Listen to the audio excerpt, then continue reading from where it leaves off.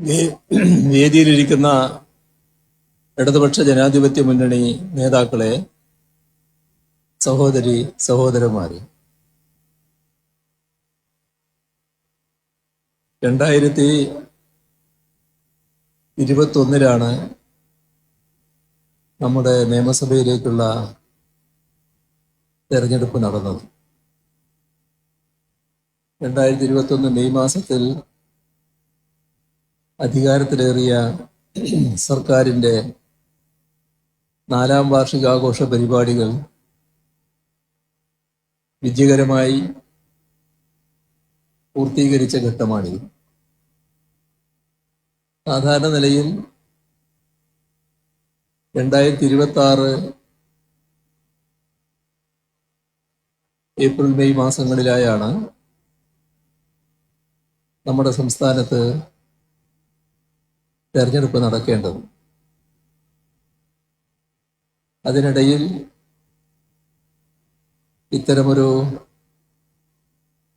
തെരഞ്ഞെടുപ്പ് നമുക്ക് നേരിടേണ്ടി വന്നിരിക്കുന്നു. ഇതിനിടയാക്കിയ കാരണങ്ങൾ എല്ലാവർക്കും അറിയാവുന്നതാണ്. ഏറ്റവും വലിയ വഞ്ചന കാണിച്ചതിൻ്റെ ഭാഗമായാണ് ഇത്തരമൊരു തെരഞ്ഞെടുപ്പ് ഇപ്പോൾ നമുക്ക് നടത്തേണ്ടി വന്നിട്ടുണ്ട്. ഇതില് ഈ കഴിഞ്ഞ 4 വർഷക്കാലം LDF നേതൃത്വം കൊടുക്കുന്ന സർക്കാർ നടത്തിയ പ്രവർത്തനങ്ങൾ പൊതുവെ നാട് സ്വാഗതം ചെയ്ത നിലയാണ്. എല്ലാ ജില്ലകളിലും സംഘടിപ്പിച്ച പരിപാടികളിൽ കാണാൻ കഴിഞ്ഞു. 2 തരത്തിലുള്ള പരിപാടികളായിരുന്നു. കാലത്ത് ജില്ലയിലെ വിവിധ തുറകളിലുള്ളവർ പങ്കെടുത്ത 500ഓളം പേർ പങ്കെടുത്തൊരു യോഗം. ആ യോഗത്തിലുണ്ടായ ഒരു പ്രത്യേകത, നാടിൻ്റെ വിവിധങ്ങളായ പ്രശ്നങ്ങൾ അവരെല്ലാവരും പങ്കുവെക്കാൻ തയ്യാറായി. ഇനി എങ്ങനെ നാട് മുന്നോട്ട് പോകണമെന്നതിനെക്കുറിച്ചും കൃത്യമായ ദിശാബോധത്തോടെയുള്ള അവതരണങ്ങൾ നടന്നു. ചുരുക്കത്തിൽ LDF സർക്കാരിൻ്റെ പ്രവർത്തനങ്ങളിൽ മതിപ്പ് രേഖപ്പെടുത്തി LDFനോടൊപ്പം അണിചേരുന്ന പ്രവണതയാണ് ആ യോഗങ്ങളിലെല്ലാം പ്രകടമായി. ഇത് LDFന്റെ തുടർ പ്രവർത്തനങ്ങൾക്ക് വലിയ തോതിൽ കരുത്ത് പകരുന്നൊരു കാര്യമാണ്. മാത്രമല്ല, എല്ലായിടങ്ങളിലും നടന്ന പൊതു റാലി അത് വൻപിച്ച ജനപങ്കാളിത്തമായിരുന്നു. അതും LDFനോടുള്ള ബഹുജനങ്ങളുടെ അദമ്യമായ താല്പര്യമാണ് പ്രകടിപ്പിച്ചത്. ഈ തെരഞ്ഞെടുപ്പിന്റെ ഭാഗമായി ഇന്നലെയാണ് LDF സ്ഥാനാർത്ഥി മണ്ഡലത്തിൽ പര്യടനം നടന്ന നിലയുണ്ടായി. LDF സ്ഥാനാർത്ഥിയെ പ്രഖ്യാപിച്ചപ്പോൾ തന്നെ M. സ്വരാജ് LDFന്റെ സ്ഥാനാർത്ഥിയാകുന്നു എന്ന പ്രഖ്യാപനം കേട്ടപ്പോൾ തന്നെ മണ്ഡലത്തിൽ മാത്രമല്ല സംസ്ഥാനത്താകെ വലിയ സ്വീകാര്യതയാണ് അതിനുണ്ടായത്. നിങ്ങൾക്ക് നിലമ്പൂർ മണ്ഡലത്തിലുള്ളവർക്ക് സ്വരാജിനെ നേരിട്ട് അറിയാവുന്നതാണ്. നിങ്ങൾ വലിയ താല്പര്യത്തോടെയാണ് ആ സ്ഥാനാർത്ഥിത്വം ഏറ്റുവാങ്ങിയത്. ഇവിടെ ഇന്നലെ ശ്രദ്ധിച്ച ഒരു കാര്യം, സാധാരണ നിലയിൽ LDF സ്ഥാനാർത്ഥി പ്രഖ്യാപനത്തിന് ശേഷം പര്യടനം നടത്തുമ്പോൾ LDF-കാര് വലിയ തോതിൽ അടിച്ചുകൂടാറുണ്ട്. എന്നാൽ ഇന്നലെ കണ്ട ദൃശ്യം തീർത്തും വ്യത്യസ്തമായതാണ്. പതിവ് പോലെ LDF-കാരുണ്ട്, എന്നാൽ LDF-കാരാണോ, അറിയപ്പെടുന്ന LDF-കാരാണോ ഇതേവരെ LDF-ന്റെ പരിപാടികളിൽ സജീവമായി പങ്കെടുക്കാത്ത ഒരു വിഭാഗം ആളുകൾ, അവരാണോ കൂടുതൽ ഉണ്ടായത് എന്ന് സംശയം തോന്നുമാറാണ് ഓരോ പരിപാടിയും നടന്നത് എന്നാണ് മനസ്സിലാക്കുന്നത്. അതിന്റെ ഭാഗമായി പ്രമുഖരായ LDF നേതാക്കൾക്കടക്കം വലിയ തള്ളൽ ഇന്നലെ അനുഭവിക്കേണ്ടി വന്നു എന്നും അറിയാനിടയായി. ഇതൊക്കെ കാണിക്കുന്നത് ഒരു പ്രത്യേക വികാരത്തോടെ സ്ഥാനാർത്ഥിത്വം നാട് സ്വീകരിച്ചിരിക്കുന്നു എന്നുള്ളതാണ്. അതില് ആശ്ചര്യമില്ല. ഇതേവരെയുള്ള പൊതുപ്രവർത്തനത്തിലൂടെ ക്ലീനായ ഇമേജ് നിലനിർത്തുന്ന സ്ഥാനാർത്ഥിയാണ് സ്വരാജ്. ഏതെങ്കിലും ഒരു വഴിക്ക് പോകുമ്പോൾ അയാൾ എന്നെ കാണാതിരിക്കട്ടെ എന്ന് മനസ്സിൽ ചിന്തിക്കേണ്ട ആവശ്യം സ്വരാജിനില്ല. ആരുടെ മുന്നിലും തല ഉയർത്തി തന്നെ നിർത്തി അഭിമാനത്തോടെ മുന്നണിയുടെ പ്രതിനിധിയായി വോട്ട് ചോദിക്കാൻ അദ്ദേഹത്തിന് സാധിക്കും. ഒരു കറകളഞ്ഞ വ്യക്തിത്വം അദ്ദേഹത്തിന് നിലനിർത്താൻ കഴിഞ്ഞിട്ടുണ്ട്.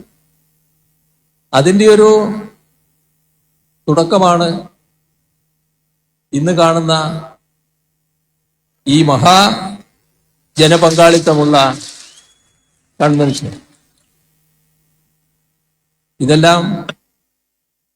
എല്ലാം കൊണ്ടും നല്ല തുടക്കമായി എന്നതാണ് പൊതുവെ എല്ലാവരും വിലയിരുത്തുന്നത്. LDF-ന് നല്ല നിലയിൽ മുന്നോട്ട് പോകാനാകും എന്നതാണ് പൊതുവായി ഉയർന്നു വന്നിട്ടുള്ള വികാരം. ഈ മണ്ണിൻ്റെതായ പ്രത്യേകതകൾ പലതുണ്ട്. കുഞ്ഞാലിയെ ഈ ഘട്ടത്തിൽ നാം എല്ലാം ഓർത്തുപോകും. പൊതുപ്രവർത്തനത്തിനിടക്ക്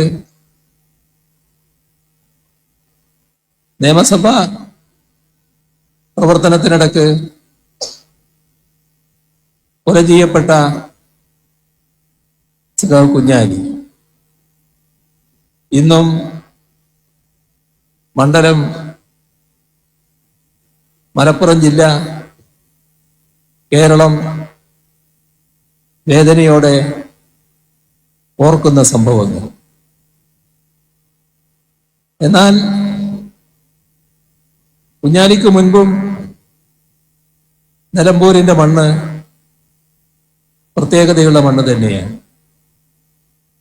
സ്വാതന്ത്ര്യ സമരത്തിൽ നിർണായക പങ്കുവഹിച്ചൊരു പ്രദേശം. കേരളത്തിലെ 1921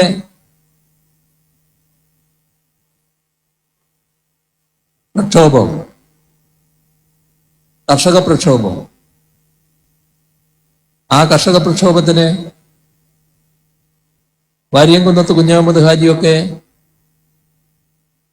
ഐതിഹാസികമായ നേതൃത്വം നൽകി. ഏറനാട് കലാപം എന്ന പേരിൽ അറിയപ്പെട്ട അതിന്റെ ആസ്ഥാനം മഞ്ചേരിയാണെങ്കിലും നിലമ്പൂരിന്റെ മണ്ണിന് വലിയ പ്രത്യേകത അതിനകത്തുണ്ട്. ഒരുപാട് ധീരർ നിലമ്പൂരും കവളപ്പാറയിലുമൊക്കെയുള്ള അനേകം ധീരർ ജീവൻ കൊടുക്കേണ്ടി വന്ന ഒരു പ്രക്ഷോഭം. അന്തമാനിലേക്കടക്കം നാട് കടത്തപ്പെട്ടവർ, അതെല്ലാം ഇവിടെ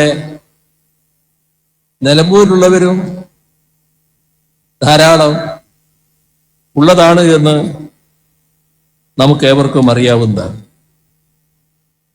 ആ പ്രക്ഷോഭത്തിന് ഐതിഹാസികമായി നേതൃത്വം കൊടുത്ത വാര്യംകുന്നത്തിനെ ചതിയിലൂടെയാണ് പിടികൂടിയതും കൊണ്ടുപോയി കൊലപ്പെടുത്തിയതുമെന്നത് ഈ നാടിന് അറിയാത്ത കാര്യമല്ല. ഇവിടെ അടുത്തുള്ള ചോക്കാട് വീട്ടിക്കുന്നിൽ വെച്ചാണ് വാര്യംകുന്നത്ത് കുഞ്ഞഹമ്മദ് ഹാജിയെ പോലീസ് വളഞ്ഞ് അന്നത്തെ പോലീസ് വളഞ്ഞ് പിടികൂടുന്നത്. അതിനുപയോഗിച്ചത് തീർത്തും ഒരു ചതിപ്രയോഗമായിരുന്നു. വാര്യംകുന്നത്തിനെ കാണാൻ അദ്ദേഹത്തിന്റെ ഒരു സുഹൃത്ത് ചെല്ലുന്നു. സുഹൃത്തിനെ അദ്ദേഹം കാണാൻ അനുവദിക്കുന്നു. അതൊരു കെണിയായിരുന്നുവെന്ന് വാര്യംകുന്നത്തിന് അറിയില്ല. ബ്രിട്ടീഷ് പട്ടാളം തൊട്ടു പിന്നാലെ വന്ന് വളയുന്നു. വാര്യംകുന്നത്തിനെ പിടികൂടി മലപ്പുറം കുന്നുമ്മൽ കൊണ്ടുപോയി വെടിവെച്ചു കൊല്ലുന്നു. ഐതിഹാസികമായ പോരാട്ടത്തിന് നേതൃത്വം കൊടുത്തവരുടെ മണ്ണാണിത്. അതോടൊപ്പം തന്നെ വാര്യംകുന്നത്തിനെ പിടികൂടാൻ ഉപകരണമായി പ്രവർത്തിച്ച ചതി കാണിച്ച ആളുടെ മണ്ണും കൂടിയാണിത്. ഇപ്പൊ നമ്മളും ഒരു ചതിക്കിരയായാണ് ഇത്തരമൊരു തെരഞ്ഞെടുപ്പ് നേരിടേണ്ടി വന്നിട്ടുണ്ട്. ഏതായാലും അതില് ഏതെങ്കിലും തരത്തിൽ ആശങ്കപ്പെടുന്ന ഒരു മുന്നണിയല്ല LDF. കാരണം തികഞ്ഞ ആത്മവിശ്വാസത്തോടെ, നല്ല വിജയപ്രതീക്ഷയോടെ തെരഞ്ഞെടുപ്പിനെ നേരിടാനാണ് LDFന് കഴിയുക. അതിനിടയാക്കുന്നത് ജനങ്ങൾ LDFന് നൽകുന്ന പിന്തുണ തന്നെയാണ്. ഇവിടെ ഓരോ ഘട്ടത്തിലും ആ പിന്തുണ ശരിയായ രീതിയിൽ ജനങ്ങൾ പ്രകടിപ്പിച്ചിട്ടുണ്ട്. എന്തുകൊണ്ടാണ് ഈ രീതിയിൽ LDFനെ പിന്താങ്ങാൻ ജനങ്ങൾ തയ്യാറാകുന്നത്? അവരുടെ അനുഭവം LDF കാര്യങ്ങൾ കൃത്യമായി നിർവഹിക്കുന്നു എന്നുള്ളതാണ്. ഏതെങ്കിലും തരത്തിലുള്ള ഒഴിവാക്കുകൾ തൽക്കാലം ആളുകളെ പറഞ്ഞ് പറ്റിക്കാൻ എന്തെങ്കിലും ചില വാഗ്ദാനങ്ങൾ നൽകുക,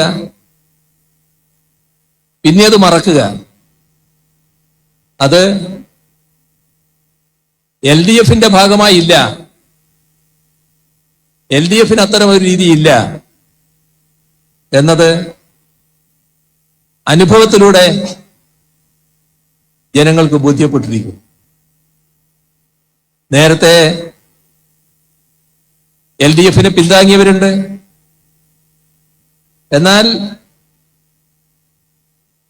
ആ പിന്താങ്ങിയവർക്ക് പുറമെ മറ്റൊരു വിഭാഗവും കൂടി ഇവരാണ് ശരി എന്ന് പറഞ്ഞുകൊണ്ട് LDFനെ പിന്താങ്ങാൻ തയ്യാറാവുകയാണ്. എന്തുകൊണ്ടാണ് LDFന് ഈ രീതിയിൽ വാഗ്ദത്തങ്ങൾ നിറവേറ്റാൻ കഴിയുന്നത്? എന്ത് കാരണത്താലാണ് ഓരോ ഘട്ടം കഴിയുമ്പോഴും LDFനുള്ള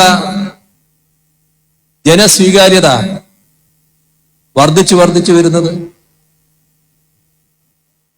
അത്തരമൊരു പരിശോധനയിലേക്ക് നാം കടന്നാൽ നാടിനോടും ജനങ്ങളോടും പ്രതിബദ്ധത എല്ലാ ഘട്ടത്തിലും LDF പുലർത്തിപ്പോന്നിട്ടുണ്ട്. നാടിനും ജനങ്ങൾക്കും ദ്രോഹം ചെയ്യുന്ന ഏത് കാര്യത്തിനും എതിരായി നിൽക്കാൻ, അതിനെ തുറന്നു കാണിക്കാൻ, ശക്തമായി എതിർക്കാൻ LDF ഒരു കാര്യത്തിലും മടിയുണ്ടായിട്ടില്ല, മടിച്ചു നിന്നിട്ടില്ല, അറച്ചു നിന്നിട്ടില്ല. ഇതെല്ലാം നാടിന്റെ അനുഭവമാണ്. ഇപ്പോ കേരളത്തിന് കിട്ടിയ സൽപ്പേരുകളിൽ ഏറ്റവും പ്രധാനപ്പെട്ട ഒന്നാണ് കേരളം അഴിമതി ഏറ്റവും കുറഞ്ഞ സംസ്ഥാനം എന്നത്. ഈ പേരെങ്ങനെ വന്നതാണ്? LDFന് നാടിനോടുള്ള പ്രതിബദ്ധതയുടെ ഭാഗമായി വന്നതാണ്. ഇവിടെ ഏതെങ്കിലും തരത്തിൽ തങ്ങൾക്കുള്ളത് ഇങ്ങോട്ട് പോരട്ടെ എന്ന് ചിന്തിക്കുന്ന ഒരു സംസ്കാരം LDF വളർത്തിയിട്ടില്ല. ജനങ്ങൾക്കാകെ ഉപകാരപ്രദമാകുന്ന കാര്യങ്ങൾ അത് നടപ്പാക്കാനും അത് കൂടുതൽ നല്ല രീതിയിൽ അഭിവൃദ്ധിപ്പെടുത്താനുമാണ് എല്ലാ ഘട്ടത്തിലും LDF ശ്രദ്ധിച്ചിട്ടുള്ളത്. ഇത് LDFനല്ലാതെ മറ്റേതെങ്കിലും മുന്നണിക്ക് സാധിക്കുമോ? LDFന്റെ ഘടന നിങ്ങൾക്ക് എല്ലാവർക്കും അറിയാം. LDFന്റെ ഭാഗമായി അണിനിരന്നിട്ടുള്ള കക്ഷികളെ നിങ്ങൾക്ക് എല്ലാവർക്കും അറിയാം. എല്ലാവർക്കും LDFന്റെ ഈ പൊതുരീതി, പൊതു സംസ്കാരം അംഗീകരിക്കാനും അതനുസരിച്ച് മുന്നോട്ട് പോകാനും കഴിയുന്നു. അങ്ങനൊരു അവകാശവാദം UDFന് മുന്നോട്ട് വെക്കാനാകുമോ? UDFന് മൊത്തത്തിൽ കഴിയുമോ? UDFലെ ഓരോ ഘടകകക്ഷിയെയും എടുത്ത് പരിശോധിച്ചാൽ ആ നിലയിലേക്ക് എത്താൻ ആ ഘടകകക്ഷികൾക്ക് സാധിക്കുമോ? നാടിന്റെ മുന്നിലുള്ള ഒട്ടേറെ അനുഭവങ്ങളുണ്ട്. അതിലേക്കൊന്നും ഇത്തരമൊരു ഘട്ടത്തിൽ ഞാൻ വിശദമായിട്ട് പോകുന്നില്ല. പക്ഷേ ഇതുപോലൊരു ഘട്ടത്തിലാണല്ലോ നാം അതെല്ലാം ആലോചിക്കേണ്ടത്. പണ്ട് വീരപ്പൻ ജീവിച്ചിരിക്കുന്ന കാലത്ത് ഒരു പത്രക്കാരൻ, മാധ്യമപ്രവർത്തകൻ വീരപ്പനെ കാട്ടിൽ പോയി കണ്ടൊരു വാർത്ത കേട്ടിരുന്നു. അപ്പോ വീരപ്പൻ ചോദിക്കുകയാണ്, നിങ്ങള് എന്നെക്കുറിച്ച് വല്ലാതെ വാർത്തകളൊക്കെ കൊടുക്കുകയാണല്ലോ, എന്നിട്ട് നമ്മുടെ നാടിന്റെ പേര് പറഞ്ഞു, കേരളത്തെക്കുറിച്ച്. അവിടെ ഒരു മന്ത്രി തന്നെ മരം മുറിക്കുന്നത് നേതൃത്വം കൊടുക്കുകയാണല്ലോ, എന്താ നിങ്ങൾ അത് റിപ്പോർട്ട് ചെയ്യാത്തത് എന്ന് വീരപ്പൻ ചോദിച്ചു എന്നാണ്. അത് ഏത് കാലമാണ് എന്ന് എല്ലാവർക്കും അറിയാം. ആ കാലത്ത്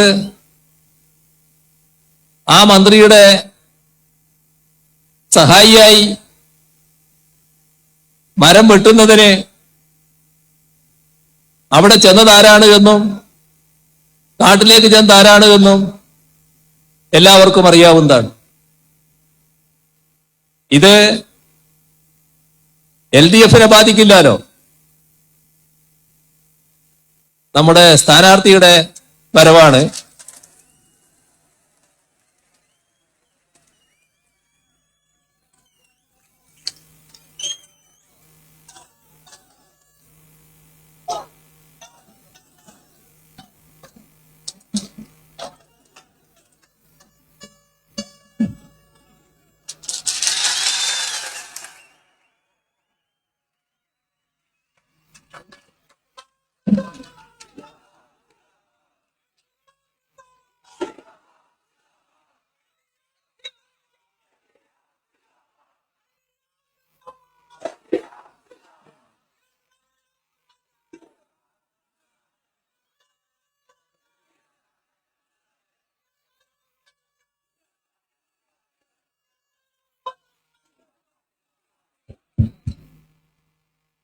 ഞാൻ ഈ പറഞ്ഞ രീതിയിലുള്ള ഒരനുഭവം LDF-ന്റെ കാലത്ത് ഉണ്ടാകില്ലല്ലോ. LDF-ന്റെ മന്ത്രിസഭയുടെ ഭാഗമായും ഉണ്ടാകില്ലല്ലോ. അതാണ് പ്രത്യേകത. അഴിമതി സ്വയമേവ കുറയുന്നതല്ല. അഴിമതിയുമായി ബന്ധപ്പെട്ട കാര്യങ്ങളിൽ ഭരണത്തിന് നേതൃത്വം കൊടുക്കുന്ന മുന്നണിക്ക് കൃത്യമായ നിലപാട് വേണം. അതാണ് LDF-നുള്ളത്. എല്ലാ കാര്യങ്ങളും സുതാര്യമായി നടക്കണം. ഇവിടെ 2016 മുതൽ 2021 വരെ അധികാരത്തിലിരുന്ന LDF സർക്കാരിനെ തുടർഭരണം ജനങ്ങൾ സമ്മാനിച്ചു. ആ തുടർഭരണത്തിന്റെ പ്രത്യേകത നോക്കണം. മുൻകാലങ്ങളില് സംഭവിച്ചിരുന്നത്, കുറച്ചു കാലമായിട്ട് നമ്മുടെ നാട്ടിൽ നടന്നു വന്ന കാര്യം, ഒരു ഘട്ടത്തിൽ ഒരു മുന്നണി, അടുത്ത ഘട്ടത്തിൽ വേറൊരു മുന്നണി. LDF നാടിനോട് പ്രതിബദ്ധത ഉള്ള മുന്നണി എന്ന നിലക്ക് നാടിന്റെ വികസനത്തിനാവശ്യമായ ജനങ്ങൾക്ക് ഏറ്റവും ഉപകാരപ്രദമായ പരിപാടികൾ മുന്നോട്ട് കൊണ്ടുപോകും. തൊട്ടു പിന്നാലെ UDF അധികാരത്തിൽ വരുന്നു. UDF-ന് മൊത്തമായ ഒരു സമീപനമുണ്ട്. അതിലുള്ള കക്ഷികൾക്ക് ചില പ്രത്യേക സമീപനങ്ങളുമുണ്ട്. എന്താ പിന്നീട് സംഭവിക്കുന്നത്? തുടർച്ച നഷ്ടപ്പെടുന്നു. വികസന കാര്യങ്ങൾ അതേപോലെ മുന്നോട്ട് പോകുന്നില്ല. ക്ഷേമകാര്യങ്ങൾ അതേപോലെ മുന്നോട്ട് പോകുന്നില്ല. എല്ലാറ്റിലും തകർച്ച സംഭവിക്കുന്നു. അതോടൊപ്പം തങ്ങളുടെ വിഹിതം ഇങ്ങോട്ട് പോരട്ടെ എന്ന രീതിയിലുള്ള അഴിമതിയുടേതായ ഭാഗങ്ങൾ പെരുകുന്നു. ചുരുക്കത്തിൽ നാടിന്റെ പുരോഗതി തടയപ്പെടുന്നു. നേരത്തെ നല്ല രീതിയിൽ മുന്നോട്ട് വന്നത് അതേ രീതിയിൽ തുടരാതെ സ്തംഭനത്തിലും കാലത്തിനനുസൃതമായ പുരോഗതിയില്ലാതെ പുറകോട്ടടിച്ച നിലയിലേക്കും എത്തുന്നു.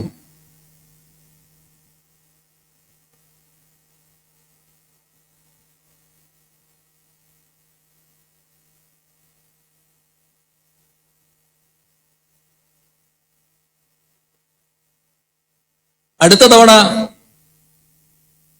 വീണ്ടും LDF അധികാരത്തിൽ വരുന്നു. ആദ്യത്തെ 2-3 വർഷം, ഏകദേശം 3 വർഷത്തോളം, 2 വർഷം പൂർണ്ണമായും ഈ വന്ന കേടുപാടുകൾ തീർക്കാൻ വേണ്ടി ചെലവിടണം. നേരത്തെ LDF തുടങ്ങി വെച്ച എവിടെയായിരുന്നോ നിന്നത് അവിടുന്ന് പുറകോട്ട് പോയ അവസ്ഥ പരിഹരിക്കാനും കാലാനുസൃതമായ പുരോഗതിയിലേക്ക് എത്താനും 2-3 വർഷം ചെലവിടേണ്ടി വരുന്നു. നമുക്ക് നഷ്ടപ്പെടുന്നത് ആ 2-3 വർഷമായിരുന്നു. പിന്നീടുള്ള 2 വർഷക്കാലമാണ് യഥാർത്ഥത്തിൽ നാടിന്റെ പുരോഗതിയുമായി ബന്ധപ്പെട്ട കാര്യങ്ങളിലേക്ക് പൂർണ്ണമായി കടക്കാൻ കഴിയുക. ഇതിന് മാറ്റം വന്നു. ജനങ്ങളുടെ അനുഭവത്തിലൂടെ അതിന് മാറ്റം വരുത്തി. LDFന് തുടർഭരണം സമ്മാനിച്ചു. തുടർഭരണം സമ്മാനിച്ചപ്പോ അതേ രീതിയിൽ കാര്യങ്ങൾ മുന്നോട്ട് കൊണ്ടുപോയി. 2021 മെയ്യിൽ എവിടെയാണോ ഓരോ രംഗവും നിൽക്കുന്നത് അവിടെ നിന്ന് അതേ ബന്ധാവിൽ മുന്നോട്ട് പോകുന്നതിന് ഒരു പ്രയാസവും ഉണ്ടായില്ല. അതാണ് ഈ 9 വർഷക്കാലം കാണുന്ന കേരളത്തിന്റെ എല്ലാ മേഖലയിലുമുള്ള പുരോഗതിക്ക് അടിസ്ഥാനം എന്നത് നാം കാണണം.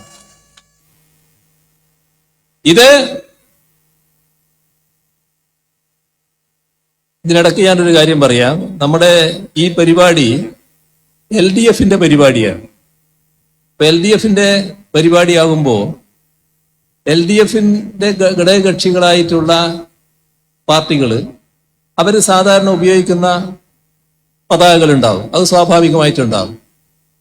ഓരോ കക്ഷിയും അവരവരുടേതായ മറ്റു പല അടയാളങ്ങളും ചിലപ്പോൾ ഉപയോഗിച്ചു എന്ന് വരും. അത് ആ കക്ഷിയുടെ മാത്രം അവകാശപ്പെട്ടതാണ്. അത് LDFന്റെ പൊതുവായിട്ടുള്ളതല്ല. LDFന്റെ പൊതുവായ അടയാളങ്ങൾ മാത്രമേ ഇതുപോലുള്ള പരിപാടികളിൽ ആരും ഉപയോഗിക്കാവൂ എന്നതാണ് എനിക്ക് പൊതുവിൽ അഭ്യർത്ഥിക്കാനുള്ളത്. ഒരു നല്ല കാര്യം കണ്ടതുകൊണ്ട് തന്നെ ഞാൻ പറഞ്ഞതാണ്. നല്ല കാര്യമായാലും ചിലപ്പോൾ അത് മറ്റു തരത്തിൽ വ്യാഖ്യാനിക്കപ്പെടും. അതുകൊണ്ടാണ് LDFന്റെ പൊതു അടയാളങ്ങൾ മാത്രമേ ഉപയോഗിക്കാവൂ എന്ന് പറയുന്നത്. ഇത് ഞാൻ നേരത്തെ പറഞ്ഞു വന്ന കാര്യം, നമ്മുടെ സംസ്ഥാനത്ത് ഇടർച്ചയില്ലാതെ തുടർച്ച വികസന കാര്യങ്ങൾക്ക് ഉണ്ടാക്കാൻ കഴിഞ്ഞത് ജനങ്ങളെടുത്ത തീരുമാനത്തിന്റെ ഭാഗമാണ്. ആ തീരുമാനം LDFന് തുടർഭരണം സമ്മാനിക്കുക എന്നുള്ളതാണ്. ഓരോ രംഗവും എടുത്ത് പരിശോധിച്ചുകൊള്ളൂ. എത്ര വലിയ മാറ്റങ്ങളാണ് നമുക്ക് ഉണ്ടാക്കാൻ കഴിഞ്ഞത് എന്ന് അതിലൂടെ വ്യക്തമാകും. ഞാൻ ആ രംഗങ്ങളിലേക്ക് ആകെ പോകുന്നില്ല. കാരണം ഒരുപാട് LDF നേതാക്കൾ ഇവിടെ സംസാരിക്കാനുള്ളതാണ്. അപ്പോ ഒരു സംസാരം വല്ലാതെ നീണ്ടുപോയാൽ അത് ചില പ്രയാസങ്ങൾ ഉണ്ടാക്കും. എന്തുകൊണ്ട് തന്നെ അതിന്റെ എല്ലാ കാര്യങ്ങളിലേക്കും ഞാൻ കടക്കുന്നില്ല. പക്ഷേ നമ്മുടെ നാട് ആഗ്രഹിക്കുന്ന എല്ലാ രംഗങ്ങളും നല്ല രീതിയിൽ അഭിവൃദ്ധിപ്പെടുത്താൻ നമുക്ക് കഴിഞ്ഞിരിക്കുന്നു. ഇപ്പോ ഈ അടുത്ത നാളിലാണ് നിപ്പയുടെ ആക്രമണം നമുക്ക് നേരിടേണ്ടി വന്നത്. സാധാരണഗതിയിൽ ഏറ്റവും അധികം ഭയപ്പെടുന്ന ഒരു രോഗമാണ്. പക്ഷെ വിജയകരമായി ചികിത്സിക്കാൻ നമുക്ക് കഴിഞ്ഞിരിക്കുന്നു. നല്ല വിജയം ആ ചികിത്സയിൽ നേടാൻ കഴിഞ്ഞിരിക്കുന്നു. ഇപ്പോ കോവിഡിന്റെ ഒരു വരവിനെ കുറിച്ച് വീണ്ടും ആശങ്ക രാജ്യത്തും ലോകത്തും ഉയരുന്നു. അപ്പോഴും നമുക്ക് അത്തരമൊരു ഘട്ടം വന്നാലും നേരിടാനാവും എന്ന ആത്മവിശ്വാസമുണ്ട്. എന്തുകൊണ്ട്? നമ്മുടെ ആരോഗ്യരംഗം അത്രയും സജ്ജമാണ്. ആരോഗ്യരംഗം കേരളത്തിലെ എല്ലാവർക്കും ചികിത്സ നല്ല രീതിയിൽ ലഭ്യമാകുമാറ് സജ്ജമാക്കാൻ നമുക്ക് കഴിഞ്ഞിരിക്കുന്നു. നമ്മുടെ വിദ്യാഭ്യാസ രംഗം നാളെ സ്കൂളുകൾ തുറക്കുകയാണ്. പൊതുവിദ്യാഭ്യാസ രംഗമാകെ വലിയ തോതിൽ ശക്തിപ്പെട്ടു നിൽക്കുന്ന ഘട്ടമാണ്. സ്കൂളിലെ അക്കാദമിക് മികവും വർദ്ധിപ്പിക്കാനുള്ള നടപടികൾ സ്വീകരിക്കുന്നു. കുട്ടികളും രക്ഷിതാക്കളും നേരത്തെ പൊതുവിദ്യാലയങ്ങൾ ഉപേക്ഷിക്കുന്ന നിലയുണ്ടായിരുന്നു. 2016 5 ലക്ഷത്തോളം കുട്ടികൾ കൊഴിഞ്ഞുപോയതായിരുന്നു. 1000 സ്കൂളുകൾ അടച്ചുപൂട്ടാൻ ലിസ്റ്റിട്ടതാണ്. അവിടെയാണ് അതെല്ലാം പരിഹരിച്ച് ഈ മികവിലേക്ക് നമ്മൾ എത്തിയത്. 5 ലക്ഷം കൊഴിഞ്ഞുപോയ സ്ഥാനത്ത് 10 ലക്ഷം കുട്ടികൾ പുതുതായി വന്ന് ചേരുന്നത് പൊതുവിദ്യാഭ്യാസ രംഗത്ത് നാം കണ്ടു. നമ്മുടെ 2016 മുതൽ 2021 വരെയുള്ള കാലം പൊതുവിദ്യാഭ്യാസ മേഖലയുടെ തകർച്ച ഏറ്റവും വലിയ ഭീഷണിയായി നിൽക്കുന്നതുകൊണ്ട് അതിലായിരുന്നു നമ്മൾ ഏറ്റവും കൂടുതൽ ശ്രദ്ധിച്ചത്. പക്ഷെ അന്നേ ഉന്നത വിദ്യാഭ്യാസ മേഖലയുമായി ബന്ധപ്പെട്ട നടപടികൾ സ്വീകരിച്ചിരുന്നു. തുടർഭരണം 2021 ഉന്നത വിദ്യാഭ്യാസ മേഖല കൂടുതൽ ശ്രദ്ധിക്കാൻ തീരുമാനിച്ചു. എവിടെ എത്തിയിപ്പോ? നേരത്തെ രാജ്യത്തെ വിദ്യാഭ്യാസ സ്ഥാപനങ്ങളിൽ പട്ടികയെടുത്താൽ ആദ്യത്തെ 100ൽ നമ്മൾ എവിടെയും ഉണ്ടായിരുന്നില്ല. ഇപ്പോഴോ പൊതു യൂണിവേഴ്സിറ്റികളിൽ നമ്മുടെ രാജ്യത്തെ ആദ്യത്തെ 1 ഡസൻ അതില് 3 കേരളത്തിൽ നിന്നുള്ളതാണ്. 9ാം സ്ഥാനത്ത് കേരള യൂണിവേഴ്സിറ്റി, 10ാം സ്ഥാനത്ത് കൊച്ചിൻ യൂണിവേഴ്സിറ്റി, 11ാം സ്ഥാനത്ത് ഗാന്ധി യൂണിവേഴ്സിറ്റി, 43ലാണ് കാലിക്കറ്റ് യൂണിവേഴ്സിറ്റി നിൽക്കുന്നത്. ഇത് മാറ്റമല്ലേ? രാജ്യത്തെ ആദ്യത്തെ 100 കോളേജ് അതിൽ 16 കോളേജ് കേരളത്തിൽ നിന്നുള്ളതാണ്. മാറ്റം ഇനിയും മാറും, ഇനിയും കൂടുതൽ ശക്തിപ്പെടും. എന്തുകൊണ്ടാണ് ഈ മാറ്റം വന്നത്? LDF 2021 തുടർഭരണം ജനങ്ങൾ സമ്മാനിച്ചപ്പോ അതേ നയം ശക്തമായി തുടരാൻ കഴിഞ്ഞു. അതിലൂടെ വലിയ തോതിൽ കഴിഞ്ഞു എന്നതാണ് നമ്മൾ കാണേണ്ടത്. ഇവിടെ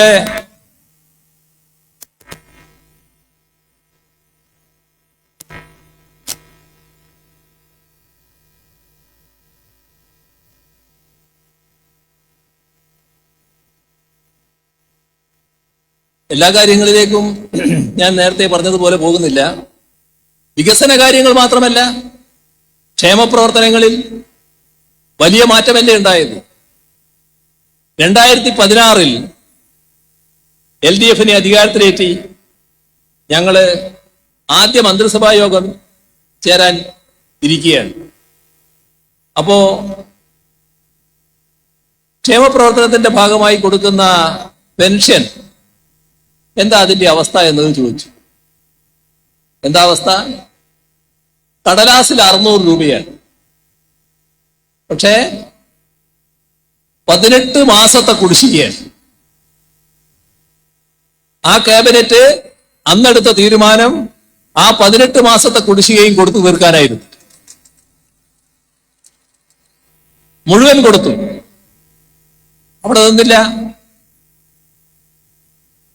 പിന്നീട് വർധനവ് വന്നു. ഇപ്പോഴോ 60 ലക്ഷം ആളുകൾക്ക് 600 1600 രൂപ വീതമാണ് കൊടുക്കുന്നത് മാസം തോറും. ഈ കഴിഞ്ഞ വാർത്ത കണ്ടില്ലേ നിങ്ങൾ? 3200 രൂപ നമ്മുടെ പെൻഷൻ അർഹതയുള്ളവർ വാങ്ങുന്ന ആ കാഴ്ച. നമ്മുടെ കേരളത്തിലെ നമ്മുടെ കൂടെ ജീവിക്കുന്ന സഹോദരങ്ങൾ, വീടില്ലാത്തവർ, അവർക്ക് സ്വന്തം വീട് ഒരു സ്വപ്നമായിരുന്നു. ആ സ്വപ്നത്തോടെ മണ്ണടിഞ്ഞു പോവുകയായിരുന്നു. ലൈഫ് മിഷൻ 5 ലക്ഷം വീട് നിർമ്മിക്കുമെന്ന് പറഞ്ഞു. 4 ലക്ഷത്തിലധികം വീട് ഇപ്പോ നിർമ്മിച്ച് അവിടെ ആളുകൾ താമസിക്കുകയാണ്. ബാക്കിയുള്ളത് അടുത്ത മാസങ്ങളിൽ പൂർത്തിയാകാൻ പോകുന്നു. നമ്മുടെ പലയിടങ്ങളിലായി ഭൂമിയുടെ അവകാശം തങ്ങളുടെ കയ്യിൽ ഇല്ല എന്ന് വേവലാതിപ്പെടുന്ന ആയിരക്കണക്കിന് ആളുകൾ ഉണ്ടായിരുന്നു. ഈ 9 വർഷം കൊണ്ട് 4 ലക്ഷത്തിൽ പരം പട്ടയങ്ങളാണ് കൊടുത്തു തീർത്തത്. ഇതെല്ലാം ജനങ്ങളോടുള്ള പ്രതിബദ്ധതയുടെ ഭാഗമായി സംഭവിക്കുന്നുണ്ട്. നമ്മുടെ സംസ്ഥാനം വ്യവസായത്തിന് പറ്റാത്തൊരു സംസ്ഥാനം എന്നായിരുന്നു ആദ്യം കണക്കാക്കിയിരുന്നത്. വ്യവസായ സൗഹൃദ അന്തരീക്ഷമേ ഇല്ല. ആ പട്ടികയ്ക്ക് എടുത്താൽ നമ്മൾ വളരെ പുറകിൽ. 2016 മുതൽ നാം നടത്തിയ പ്രവർത്തനം, നിയമ ഭേദഗതി, ചട്ടങ്ങൾ ഭേദഗതി, കേരളത്തിന്റെ മാനസിക ഘടനയിൽ മാറ്റം വരുത്താനുള്ള ഇടപെടൽ, അതുമായി ബന്ധപ്പെട്ട എല്ലാവരെയും ചേർത്തുകൊണ്ടുള്ള ചർച്ചകൾ 2021 LDF അല്ല അധികാരത്തിൽ വന്നിരുന്നത് എന്ന് സങ്കല്പിക്കുക. അവിടെ കടക്കും. പിന്നെ അതിന് തുടർച്ചയുണ്ടാവില്ല. 2021 LDF അധികാരത്തിൽ വന്നപ്പോ അതിന് തുടർച്ചയുണ്ടായി. എന്ത് സംഭവിച്ചു? ഈ രാജ്യത്തെ നമ്പർ 1 സംസ്ഥാനം നിക്ഷേപ സൗഹൃദ കാര്യത്തിൽ കേരളം നമ്പർ 1 എന്ന നില നേടാൻ നമുക്ക് കഴിഞ്ഞു. നിക്ഷേപ സംഗമം നടത്തിയപ്പോ ലോകത്തെ പ്രധാനപ്പെട്ട, ഇന്ത്യയിലെ പ്രധാനപ്പെട്ട ഒട്ടേറെ സ്ഥാപനങ്ങൾ വന്ന് 1.5 ലക്ഷം കോടിയിൽ പരം രൂപയുടെ നിക്ഷേപ താൽപര്യ പത്രമാണ് ഒപ്പിട്ടത്. കേരളം കുതിക്കുകയാണ്, വലിയ തോതിൽ മാറുകയാണ്. IT രംഗം വൻ മാറ്റത്തിന് വിധേയമാകുന്നു. നമ്മുടെ എല്ലാ IT പാർക്കുകളും വലിയ തോതിൽ വികസിച്ചിരിക്കുന്നു. 2016 നിന്ന് വളരെ മുന്നോട്ട് പോയിരിക്കുന്നു. ഇനിയും മുന്നോട്ട് പോകാനാണ് പോകുന്നത്. 3 IT പാർക്കുകൾ വരാൻ പോകുന്നു. നാഷണൽ ഹൈവേയുടെ ഭാഗമായി IT കോറിഡോർ വരുന്നു. നമ്മുടെ ചെറുപ്പക്കാർ ആഗ്രഹിക്കുന്ന ഒരു തൊഴിൽ മേഖലയാണത്. കാർഷിക രംഗം വലിയ അഭിവൃദ്ധി. 2016 ഇരട്ടി എന്ന നിലയിലേക്ക് കാർഷിക രംഗം അഭിവൃദ്ധിപ്പെട്ടിരിക്കുന്നു. നെൽകൃഷിയുടെ കാര്യം തന്നെ അഭിവൃദ്ധിപ്പെട്ടിരിക്കുന്നു. ഏത് മേഖലയെടുത്താലും ഈ അഭിവൃദ്ധി കാണാൻ നമുക്ക് സാധിക്കും. ഇതാണ് LDF കേരളത്തിന് നൽകിയിട്ടുള്ള കാര്യം. അത് തിരിച്ചറിഞ്ഞുകൊണ്ടാണ് LDFനെ വലിയ തോതിൽ ജനങ്ങൾ പിന്താങ്ങിയിട്ടുള്ളത്. ഇതെല്ലാം എന്തുകൊണ്ടാണ് കഴിയുന്നത്? നമ്മുടെ നാട് ശാന്തമാണ്, സമാധാനപൂർവമായ ജീവിതം നയിക്കാൻ കഴിയുന്നതാണ്. ഒരു വിഭാഗത്തിനും പ്രത്യേകമായി ആശങ്കപ്പെടേണ്ട കാര്യമില്ല. നമ്മുടെ കേരളം വിട്ടുനോക്കൂ, അങ്ങനെയാണോ അവസ്ഥ? അടുത്ത കാലത്ത് യുണൈറ്റഡ് ക്രിസ്ത്യൻ ഫോറം അവർ പ്രസിദ്ധീകരിച്ചൊരു കണക്കുണ്ട്. ആ കണക്കിൽ അവർ പറയുന്നത് കഴിഞ്ഞ 10 വർഷത്തിനിടയിൽ 4500ഓളം ആക്രമണങ്ങൾ ക്രൈസ്തവർക്ക് നേരെയുണ്ടായി എന്നാണ്. രാജ്യത്ത് 10 വർഷം കൊണ്ട് 4500-ലേറെ ആക്രമണങ്ങൾ ക്രൈസ്തവർക്ക് നേരെ ഉണ്ടായി എന്ന് യുണൈറ്റഡ് ക്രിസ്ത്യൻ ഫോറം അവർ ശേഖരിച്ച കണക്കുകൾ പ്രസിദ്ധീകരിച്ചുകൊണ്ട് അവകാശപ്പെടുന്നു. 2023 അപേക്ഷിച്ച് 2024 ആക്രമണങ്ങൾ വർദ്ധിച്ചു എന്നതും പറയുന്നു. മണിപ്പൂർ ഇപ്പോഴും ശാന്തമായിട്ടില്ല. ഇപ്പോഴും പലതരത്തിലുള്ള വാർത്തകൾ പലയിടത്തായി നാം കേൾക്കേണ്ടി വരുന്നു. രാജ്യത്ത് BJP നേതൃത്വത്തിലുള്ള ഭരണം, ആ ഭരണത്തിൽ നമ്മുടെ ക്രിസ്ത്യൻ പള്ളികളും ക്രിസ്ത്യൻ സ്ഥാപനങ്ങളും പലയിടത്തും ആക്രമിക്കപ്പെടുന്നു. ഇതോടൊപ്പം മുസ്ലിങ്ങൾ വിശ്വാസത്തിന്റെ പേരിൽ വേട്ടയാടപ്പെടുന്നു. ദളിത് ആദിവാസി വിഭാഗങ്ങൾ ജാതീയമായി ഞെരിച്ചമർത്തപ്പെടുന്നു. മുസ്ലിം ആരാധനാലയങ്ങൾക്ക് നേരെ തുടർച്ചയായാണ് ആക്രമണങ്ങൾ ഉണ്ടാകുന്നത്. ഇപ്പോ അയോധ്യ മാതൃകയിൽ കലാപം കാശിയിലും മധുരയിലും ഉണ്ടാക്കുമെന്ന് സംഘപരിവാർ ആവർത്തിച്ചിരിക്കുന്നു. ഗ്യാൻവാപി മസ്ജിദും ഷാദി ഈദ്ഗാഹ് മസ്ജിദും മതനിരപേക്ഷ പാരമ്പര്യമുള്ള അജ്മീർ ദർഗയും എല്ലാം സംഘപരിവാറിന്റെ ഭീഷണിയുടെ നിഴലിലാണ്. സമ്പല്ല പള്ളിയിൽ സർവേ നടത്താനുള്ള കോടതി ഉത്തരവ് വന്നു. അതിനെ തുടർന്ന് അവിടെയുണ്ടായ കലാപങ്ങളിൽ ന്യൂനപക്ഷ സമുദായത്തിലുള്ളവർക്ക് ജീവഹാനി സംഭവിച്ചു. നമ്മുടെ അയൽ സംസ്ഥാനമായ കർണാടകയിലെ ചിക്മംഗളൂരിൽ സമാനമായ രീതിയിൽ മുസ്ലിം ആരാധനാലയത്തിന് നേരെ ആക്രമണമുണ്ടായി. നാം കാണേണ്ടത് അവിടെ കോൺഗ്രസ് സർക്കാരാണ്. അതിന് ചൂട്ടുപിടിക്കുന്ന നിലപാടാണ് കോൺഗ്രസ് സർക്കാരിൻ്റേത്. ഗോരക്ഷയുടെ പേരിൽ ന്യൂനപക്ഷങ്ങളെ ആക്രമിക്കുന്ന വാർത്തകൾ നാം കേൾക്കുന്നു. ബഗൽപൂരിൽ നടന്ന വർഗീയ കലാപത്തിൽ മുസ്ലിങ്ങളെ കൂട്ടക്കൊല ചെയ്ത് കുഴിച്ചുമൂടി. അതിനുമേൽ കോളിഫ്ലവർ കൃഷി ചെയ്ത മനുഷ്യത്വഹീനമായ പ്രവൃത്തിയെപ്പോലും സംഘപരിവാർ സോഷ്യൽ മീഡിയ പ്രൊഫൈലുകൾ ഉദാത്തവൽക്കരിക്കുന്ന കാഴ്ചയാണ് നിർഭാഗ്യവശാൽ നമുക്ക് കാണേണ്ടി വന്നത്. കഴിഞ്ഞ 5 വർഷത്തിനിടെ 3000-ത്തിലധികം വർഗീയ കലാപങ്ങൾ രാജ്യത്തുണ്ടായിട്ടുണ്ടെന്നാണ് കണക്കുകൾ സൂചിപ്പിക്കുന്നത്. ഇതിന്റെ കൂടെ തന്നെയാണ് ദളിത് ആദിവാസി വിഭാഗത്തിന് നേരെയുള്ള ആക്രമണങ്ങൾ കാണേണ്ടത്. കഴിഞ്ഞ 10 വർഷത്തിനിടെ 50% ഈ ആക്രമണങ്ങളിൽ വർധനവുണ്ടായി എന്നാണ് കണക്കുകൾ സൂചിപ്പിക്കുന്നത്. ഇതിലേറിയ പങ്കും BJP ഭരിക്കുന്ന സംസ്ഥാനങ്ങളിലാണ്. ഗുജറാത്തിൽ ഒരു വ്യാപാരിയുടെ മകനെ ബേട്ട എന്ന് വിളിച്ചു.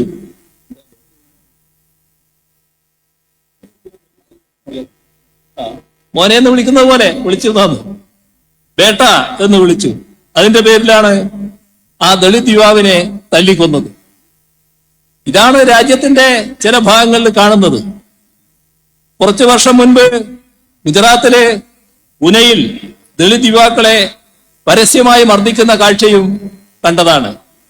ഉത്തർപ്രദേശിലെ ഹത്രാസിൽ ദളിത് പെൺകുട്ടിയെ ബലാത്സംഗം ചെയ്ത് കൊന്ന് കെട്ടിത്തൂക്കി. കേസിലെ പ്രതികളെ സംരക്ഷിക്കുന്ന നിലപാടാണ് അവിടെയുള്ള BJP സർക്കാർ സ്വീകരിച്ചത്. ഇതെല്ലാം നടക്കുമ്പോൾ തന്നെ രാജ്യത്തുള്ള ഉന്നത വിദ്യാഭ്യാസ സ്ഥാപനങ്ങളിൽ ജാതി അധിക്ഷേപങ്ങളുടെ പേരിൽ ആത്മഹത്യകളും ഒഴിഞ്ഞുപോക്കും ഉണ്ടാകുന്നതും കാണേണ്ടതായിട്ടുണ്ട്. ഇത്തരത്തിലുള്ള ഒന്നും ഇല്ലാതെ ശാന്തമായ ജീവിതം നമ്മുടെ കേരളത്തിൽ നയിക്കാൻ സാധിക്കുന്നു. അവിടെയാണ് കേരളത്തിന്റെ പ്രത്യേകത. ആ പ്രത്യേകത LDFന്റെ പ്രഖ്യാപിതമായ നിലപാടിന്റെ ഭാഗമായിട്ട് കൂടിയുള്ളതാണ്. വർഗീയതയോട് വിട്ടുവീഴ്ചയില്ലാത്ത സമീപനം സ്വീകരിക്കുന്നു. വർഗീയ ശക്തികളോട് വിട്ടുവീഴ്ചയില്ലാത്ത സമീപനം സ്വീകരിക്കുന്നു. ഇവിടെ വർഗീയതയോ വർഗീയ ശക്തികളോ ഇല്ലാത്തതുകൊണ്ടല്ല, അവർക്ക് തലപൊക്കാനാവുന്നില്ല എന്നതാണ് LDF ഭരണത്തിന്റെ പ്രത്യേകത.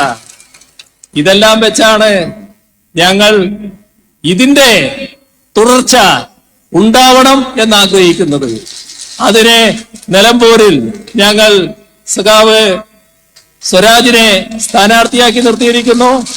നിങ്ങളുടെ ഏറ്റവും പ്രിയങ്കരനായ ഒരു സ്ഥാനാർത്ഥിയാണ്. ഇനി അത് കൂടുതൽ വോട്ടോടെ അദ്ദേഹത്തെ വിജയിപ്പിച്ച് നിയമസഭയിലേക്ക് അയക്കുന്നതിലൂടെയാണ് നിങ്ങൾ തെളിയിക്കേണ്ടത്. അദ്ദേഹത്തെ ഞങ്ങൾ അവിടെ കാത്തിരിക്കുന്നു. നിങ്ങൾ ഇവിടുന്ന് വിജയിപ്പിച്ചയക്കുക എന്ന് മാത്രം അഭ്യർത്ഥിച്ചുകൊണ്ട് അവസാനിപ്പിക്കുന്നു. നിങ്ങൾക്ക് എന്റെ അഭിവാദ്യങ്ങൾ.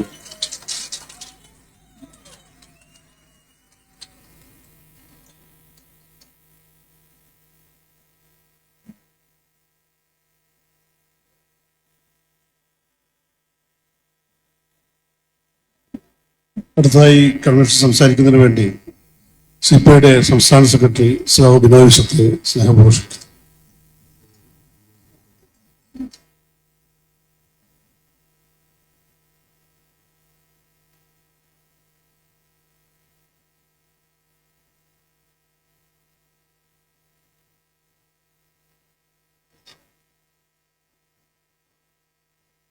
ഈ അധ്യക്ഷഗതിയിലുള്ള